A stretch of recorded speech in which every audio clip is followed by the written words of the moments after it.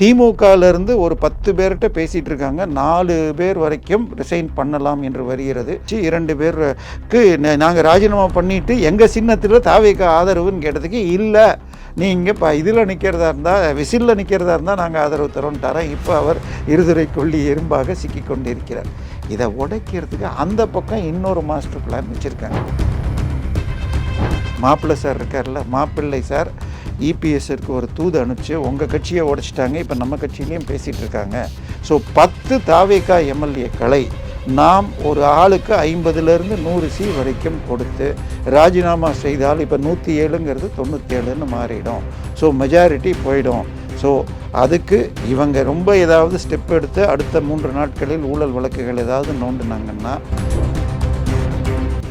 இப்போ இந்த பக்கம் திமுகலையும் அதே மாதிரி பண்ணிட்டா 8 பேர் வந்துச்சுன்னா 107 8 115 ஆகிடுது. ஸோ காங்கிரஸை தேவைப்பட்டால் 5 பேரும் ரிசைன் பண்ணிவிட்டு தாவேகால இணையவும் காங்கிரஸ் எம்எல்ஏக்கள் தயார்னு ஒரு ரூமரும் இருக்குது. ஸோ அப்போ இந்த 2 கம்யூனிஸ்ட்டுகள் மற்றும் விசிக ஐயுஎம்எல்லும் தேவையில்லைன்னா ஐயுஎம்எல் அமைச்சர் ஒரு பக்கம். இதில் 2 விஷயங்கள் நடந்திருக்கு. ஒன்று, இது இந்து சமய அறநிலைத்துறையில் முழுமையாக ஆடிட் செய்து கொண்டு வருவோன்னு இருக்காங்க. இது சேகர் பாபுவுக்கு வச்சுள்ள செக்கு. சார், திருச்செந்தூரில் மாத்திரம் 450 கோடி ரூபாய்க்கு செலவு செய்யப்பட்டுள்ளது, ஒழுங்காக செய்யப்படலை. ஸோ அதில் தக்காராக இருந்தது திரு சேகர் பாபு மகனினுடைய பார்ட்னர். சபை கூடுறதுக்கு முன்னாடி 1-2 கைதுகள் இருக்கும்னு நம்ம சொல்லியிருந்தோம். அது தள்ளி வச்சுருந்தாங்க. ஆனால் இன்று காலை வந்துள்ள அறிக்கை, அதாவது பள்ளிக்கரணையில் சதுப்பு நிலத்தில் 20 மாடி கட்டுறதுக்கு கொடுத்த 2000 கோடி திட்டத்தை முழுமையாக ரத்து செய்திருக்காங்க. இதற்கு அந்த சதுப்பு நிலம்ங்கிறது ஒன்று, அது ராம்சேர் காடுன்னு ஒன்று. ஸோ இந்த 5 பேருக்கும் தலா 100 வரைக்கும் போனதாக ஊழல் குற்றச்சாட்டுகள் இருக்குது. வெறும் கேன்சல் பண்ணாமல் அதில் முழுமையான என்கொயரி செஞ்சு நாளைக்கு அந்த பில்டிங்கை கட்டிட்டு அது கீழே விழுந்திருந்தால் என்ன இருக்கும்? மதனந்தபுரத்தில் ஏரியை ஒட்டி 2 பில்டிங் அப்ரூவல் கொடுத்து ஒரு பில்டிங் கொண்டு தேடி பாருங்கள், மதனந்தபுரம் ஹைரைஸ் பில்டிங் ஃபால்ஸ்ன்னு இருக்கும். ஸோ அந்த மாதிரி ஆயிருந்தால் எத்தனை உயிருக்காவது ஏதாவது ஆயிருந்தால் என்ன இருக்குது? ஸோ வெறும் கேன்சல் பண்ணாமல் இதில் அந்த அமைச்சர்கள், துறை அதிகாரிகள், அன்றைய சீஃப் செக்ரட்டரி மற்றும் சீஃப் செக்ரட்டரி மனைவியாக சுற்றுச்சூழல், ஐயா தேசிய கீதம் பாடினா தமிழனுக்கு பெருமையா? வேண்டாங்கிறவெல்லாம் தேச துரோகிய வெளியே அனுப்புங்கய்யா.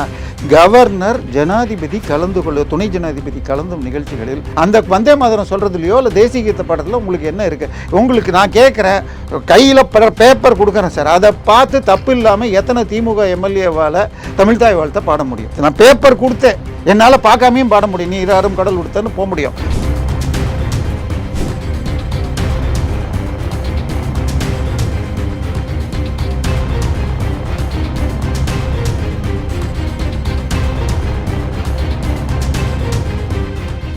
ரியல் ஒன் உறவுகளே, நடுநிலையோடு பொறுப்புடன் செய்திகளை வழங்கி பல லட்சக்கணக்கான மக்களின் நம்பிக்கையை பெற்ற நமது சேனலின் வளர்ச்சிக்கு உங்கள் ஆதரவு தேவை. இந்த ஊடக பயணம் தொடர்ந்து வலுப்பெற திரையில் தெரியும் QR கோட் ஸ்கேன் செய்தோ அல்லது டிஸ்கிரிப்ஷனில் உள்ள வங்கி விவரங்கள் மூலம் உங்களால் முடிந்த அளவு சப்போர்ட் செய்யுங்கள். உங்கள் ஒவ்வொரு ஆதரவும் நமது குரலை இன்னும் பல லட்சம் பேரிடம் கொண்டு செல்ல உதவும். ரியல் ஒன் நேயர்களுக்கு வணக்கம். இன்று நம்மளுடைய நேர்காணலுக்கு அரசியல் விமர்சகரான திரு தேவப்பிரியா அவர்கள் இணைஞ்சிருக்காங்க. சார் வணக்கம். வணக்கம் சார். தற்பொழுது சட்டமன்றம் கூடியிருக்காங்க. இந்த ஆட்சி தொடங்கி முதல் சட்டமன்றம், போன தடவை பதவியேற்பு விழா அந்த மாதிரி நடந்தாலும் ப்ராப்பராக சொல்லக்கூடிய முதல் சட்டமன்றம். இந்த சட்டமன்றம் தொடங்கின காலையின் பொழுது திமுகவினுடைய எம்எல்ஏக்கள் கார்லேருந்து இறங்கும் போது வாயை தொடங்க சிஎம் அப்படின்னு சொல்லிட்டு ஒரு பிளாக் கலர் பேட்ச் குத்திட்டு வந்தாங்க. அதற்கப்புறம் வெளியில் பதாகைகள் ஏந்தி வாயை தொடங்க சிஎம், கதறல் சத்தம் கேட்குதா அப்படின்னு எதிர்கட்சி தலைவர், மற்ற எம்எல்ஏக்கள் எல்லாருமே ஒரு சின்ன ஒரு போராட்டம் நடத்தினாங்க. அது சற்று கவன ஈர்ப்பாக இருந்தது. இதை தாண்டி உள்ள ஆளுநர் உரையெல்லாம் பார்க்கும்போது ஆளுநர் உரை ஆளும் கட்சிக்கு சாதகமாக இருக்கிறதுன்னு பிரேமலதா அவர்கள்லாம் கூறியிருந்தாங்க. ஸோ இதெல்லாம் பார்க்கும்போது எப்படி காலையில் கொஞ்சம் சூடாக ஸ்டார்ட் ஆயிருக்கு அப்படின்னு பார்க்கலாமா? இல்லை, திமுக அதிமுக அவங்க ஒரு ஸ்டண்ட் அடித்து ஸோ தட் இன்றைக்கி சட்டசபையில் என்ன பேசுகிறோங்கிறத விட அதுக்கு முன்னாடியும் வெளியிலையும் பண்ணுற ஸ்டண்ட்டு தான் நமக்கு கண்டென்ட் ஆகுது. ஸோ இவங்க இந்த பேட்சை வச்சுக்கிட்டாங்க. விஜய் பேசுறது இல்லைங்கிறது எல்லாருக்கும் தெரிஞ்சாலும் ஸ்டாலின் எத்தனை பேட்டி சார் கொடுத்துருக்காரு? நீங்கள் அவரே எழுதி கொடுத்த கேள்வியை வச்சுக்கிட்டு அடுத்த கேள்விக்கு நான் பதில் சொல்கிறேன்னு சொன்னதெல்லாம் நம்ம பார்த்துருக்கோம் துண்டுச்சீட்டில். ஸோ நீங்களாக உங்கள் ஆளுங்களை வச்சு கேள்வி கேட்குறதும், நான் சொல்கிறது ஒரு தினத்தந்திக்கோ ஒரு தினமலருக்கோ கடந்த 5 வருஷத்தில் ஏதாவது ஒரு பேட்டி நடுநிலை பத்திரிகையாளருக்கு கொடுத்துருக்காங்களா? கிடையாது. அதனால் அது மாதிரி செய்யணும். மோடி அவர்கள் பெருசாக ப்ரெஸ் மீட் கொடுக்காட்டியும் மனதின் மக்களின் குரல்னு சொல்லிட்டு மாதம் மாதம் பேசுவார். ஸோ அப்படிலாம் நடக்குது. இது பெரிய விஷயம் இல்லை. அதை தொடர்ந்து ஒரு விஷயம் வந்து சொல்கிறாங்க, சட்டப்பேரவையில் 2 முறை தேசிய கீதம் ஸ்டார்ட் பண்ணும் போதும் சரி முடியும் போதும் சரி மரபு மீறப்பட்டுள்ளது. பாஜகவும் இப்போது உள்ள ஆட்சியாளர்களும், பேர குறிப்பில்லை, இப்போதும் உள்ள ஆட்சியாளர்களும் ஒரே அண்டர்ஸ்டாண்டிற்கு வந்துள்ளனர். எதிர்கட்சி தலைவர் தேசிய கீதம் பாடினா தமிழனுக்கு பெருமையா? வேண்டாங்கிறவெல்லாம் தேச துரோகிய வெளியே அனுப்புங்கய்யா. கவர்னர், ஜனாதிபதி கலந்து கொள்ள, துணை ஜனாதிபதி கலந்தும் நிகழ்ச்சிகளில் முதலில் தேசிய கீதம், முதல்ல தமிழ் தாய் வாழ்த்து. ஆனால் இந்த முறை அதை மாற்றியிருக்காரு. இந்த கவர்னர் ஒத்துக்கிட்டார். சார் முதல்ல பாடுறது, ரெண்டாவது பாடுறது இல்லை. முந்தா நேதிக்கு அந்த நிதியமைச்சர் படித்த தமிழை கேட்டிங்கன்னா என்ன பண்ணுறது? அவர் உட்கார்ந்து என்னது ஒவ்வொரு முறையும் தேதிகள் கொடுத்து கடன் கட்டுப்பட்டு கொண்டு வரும், ஆனால் இதற்கு நேர்மாறாக நடந்து கொண்டார்கள் சொல்றாங்க. நேர்முறையாக படிக்கிறார், நிதிக்கிறதுக்கு நீதினு படிக்கிறார். ஸோ நீங்கள் உங்கள் தமிழை ஒழுங்காக வச்சுக்காம முன்னாடி பாடுறது பின்னாடி பாடுறது 2 தடவை பாடுறதில்ல, 10 தடவை பாடினாலும் அதுக்கு மரியாதை கொடுக்கணுங்க. தேசிய கீதம் வெளிநாட்டில் பாடினா கூட எழுந்து மரியாதை தரணும்.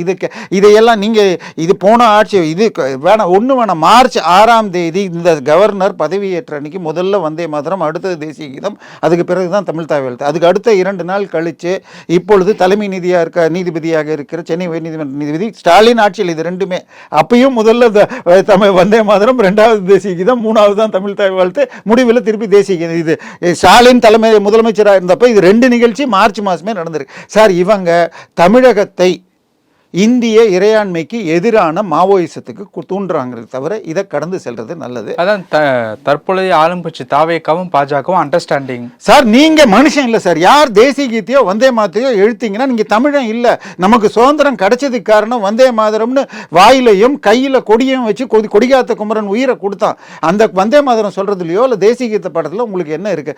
உங்களுக்கு நான் கேட்கிறேன், கையில பேப்பர் கொடுக்குறேன் சார், அதை பார்த்து தப்பு இல்லாம எத்தனை திமுக எம்எல்ஏவால தமிழ் தாய் வாழ்த்தை பாட முடியும்? நான் பேப்பர் கொடுத்தேன், என்னால் பார்க்காமையும் பாட முடியும். நீ யாரும் கடல் கொடுத்தன்னு போக முடியும். உங்களுக்கு பேப்பர் கொடுத்தா எத்தனை பேரால் பார்த்து தப்பு இல்லாமல் டியூனோட பாட தெரியும்? தயவு செய்து இதெல்லாம் வேண்டாம். உதயநிதி நிகழ்ச்சியில் 1க்கு 2 முறை தப்பாக பாடினதெல்லாம் நடந்திருக்கு. இது முழுக்க முழுக்க தேவையற்ற விவாதம். பட் சட்டமன்றத்தில் இன்னைக்கு கவர்னர் உரைங்கிறது ஆளுங்கட்சி எழுதி ஆளுங்கட்சிங்கிறத விட அரசியலமைப்படியாக இந்த மந்திரி சபை எழுதி ஒப்புதல் கொடுத்ததை தான் படிக்கணும்னு தீர்ப்புகள் இருக்குது. ஸோ மாற்றி படிக்க முடியாது. அதில் அளவுக்கு அதிகமாக போய் திமுக சொல்லும், தேனாரும் பாலாரும் வருது, சட்டம் ஒழுங்காக இருக்கும்பாங்க. அவங்க காலத்திலையும் இதே மாதிரி பெண்கள் அண்ணா பல்கலைக்கழகமாக இருக்கட்டும் இதில் நடந்த அப்பெல்லாம் இவங்களுக்கு காதில் விழுகல. ஆளுநர் உரை ஆளுங்கட்சிக்கு சாதகமாக இருக்கு சார். ஆளுநர் உரை என்பது மந்திரி சபை அப்ரூவ் பண்ணதை படிக்கணும். ஆச்சா, இப்போ இதே மந்திரி சபையில் தாவேகா மந்திரி சபையில் உயர்கல்வித்துறை அமைச்சராக இருக்கிற விஸ்வநாதன் எங்களுக்கு இது கவர்னரே வேந்தராக தொடரலாம் அப்படின்னு ஒரு தடவை கொடுத்தார். அப்புறம் அதை மழுப்பிட்டு தள்ளிட்டு போயிட்டார். ஆச்சா, அதை தாண்டி இன்னைக்கு ஆளுநர் உரையில் உங்களுக்கு இது முல்லைப்பெரியாறு மற்றும் மேகதாதுவை பற்றி பேசியிருக்காங்க. ஐயா, அங்கே இருக்கிறது உங்கள் கூட்டணி. ஆளுநர் உரையில் படிக்க வேணாம்.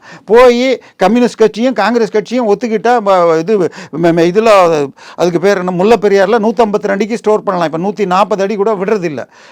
இது ராசி மணல் கட்டினீங்கன்னா முடிஞ்சு போச்சு. நான் கேஸ் போட்டு உச்சநீதிமன்ற தீர்ப்பு வாங்கியிருக்கேன் மேகதாதுக்கு மாற்றான். ஸோ இது எல்லாம் வெற்று அறிக்கைகள். ஆனால் இப்போ மக்கள் எதிர்பார்த்தது என்ன? 6 சிலிண்டர் சொன்னார், அட்லீஸ்ட் 2 சிலிண்டர் இந்த வருஷம், அடுத்த வருஷம் 3, அப்படி ஏதாவது பண்ணார்னா அதை பற்றி ஒரு லைன் இல்லை. அடுத்தது 2500க்கு 1000 ரூபா வருமாங்கிற நிலைமை.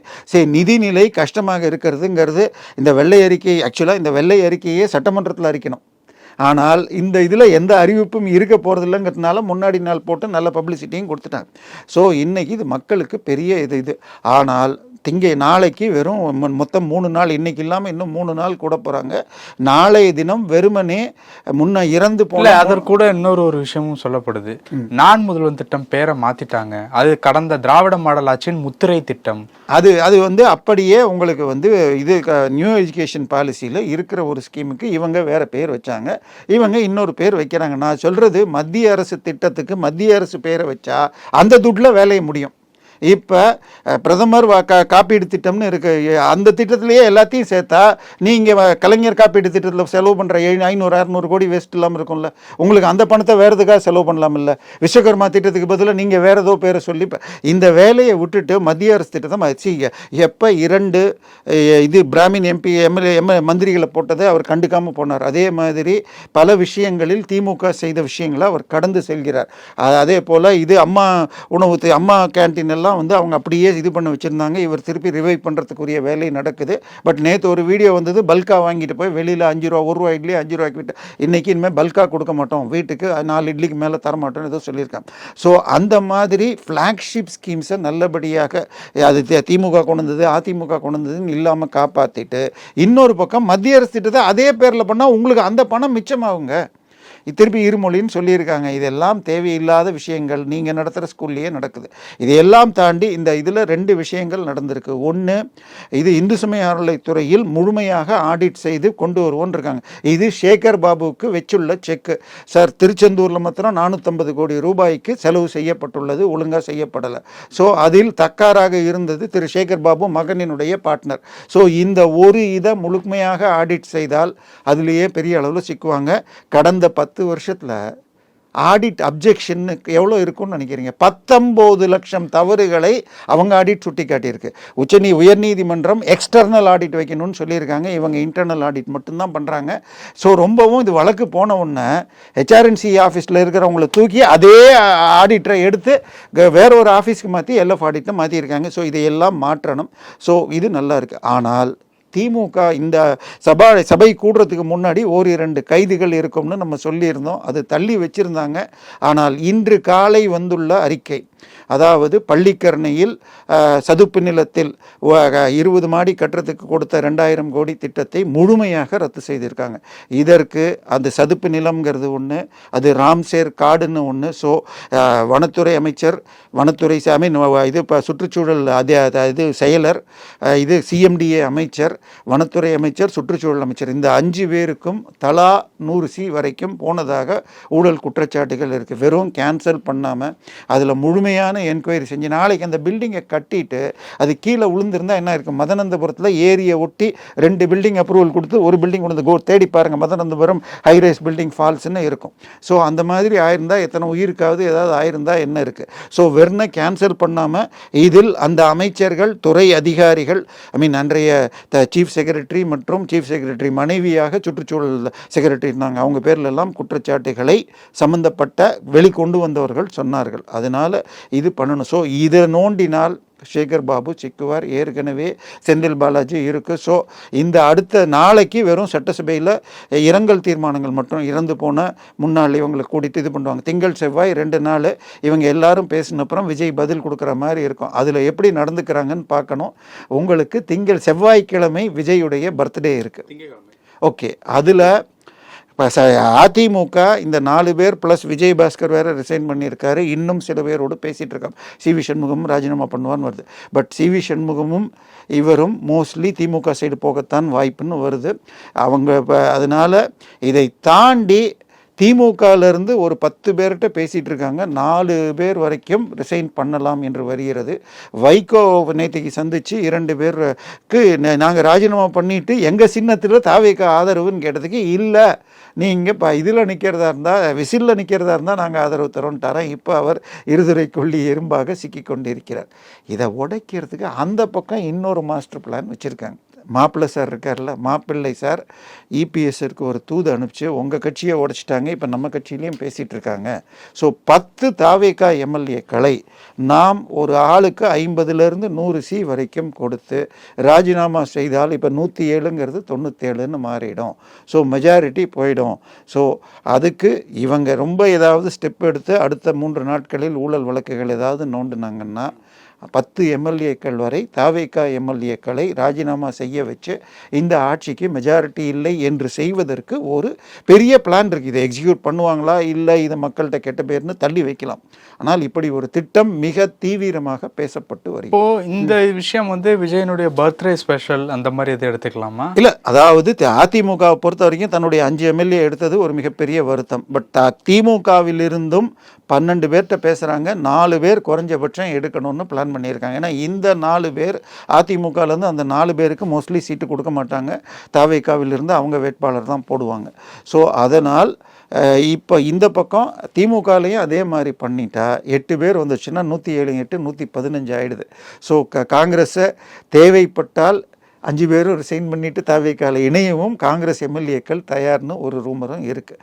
ஸோ அப்போ இந்த 2 கம்யூனிஸ்ட்டுகள் மற்றும் விசிக ஐயுஎம்எல்லும் தேவையில்லைன்னா ஐயுஎம்எல் அமைச்சர் ஒரு பக்கம் சட்டவிரோதமான விஷயங்களை பேசுகிறாரு, இவரும் பேசிகிட்டு இருக்கார். அதனால் ஸோ இப்போதைக்கு நான் தவேகா தரப்பு குறைந்தபட்சம் 4 திமுக எம்எல்ஏக்கள் எடுக்கணும்னு பார்க்குறாங்க. அது வேகமாக அடுத்த 1-2 நாட்களில் பர்த்டேக்கு முன்னாடி பண்ணாங்கன்னா திமுக ரிவர்ஸாக 10 தவேகா எம்எல்ஏக்களோடு பேசிக்கொண்டே இருக்கிறார்கள் அப்படின்னு ஒரு உதாரணமாக கொளத்தூரே எடுத்துக்கோங்க. விஎஸ் பாபு அவருக்கு மந்திரி கிடைக்கும்னு எதிர்பார்த்தார், கொடுக்கல. ஸோ அவர் மூலமாக வேறு யாரையோ எடுத்தால் என்ன ஆகும்? ஸோ இந்த மாதிரி இப்போ ஒரு 10 பேர் வரைக்கும் டார்கெட் பண்ணி அவர்கள் 22 23 ராஜினாமா பண்ண வைக்கிறதுக்கும் வாய்ப்பு இருக்குது. ஓகே சார், பல விஷயங்கள் பேசியிருக்கோம். நேரத்திற்கு நன்றி. உங்கள் பிசினஸ் இன்னும் அதிக மக்களை சென்றடைய வேண்டுமா? இன்றைய டிஜிட்டல் உலகில் சரியான ப்ரமோஷன் தான் வெற்றியின் முதல் படி. தமிழகம் முழுவதும் பல லட்சக்கணக்கான பார்வையாளர்களை தினமும் சென்றடையும் ரியல் ஒன் யூடியூப் சேனல்களில் உங்கள் பிசினஸ் இனி எல்லோரும் அறியட்டும். குறைந்த செலவில் அதிக ரீச். உங்கள் பிராண்டுக்கு நம்பிக்கையும் வளர்ச்சியும் சேர்க்க இன்றைய எங்களை தொடர்பு கொள்ளுங்கள். 928 00 8714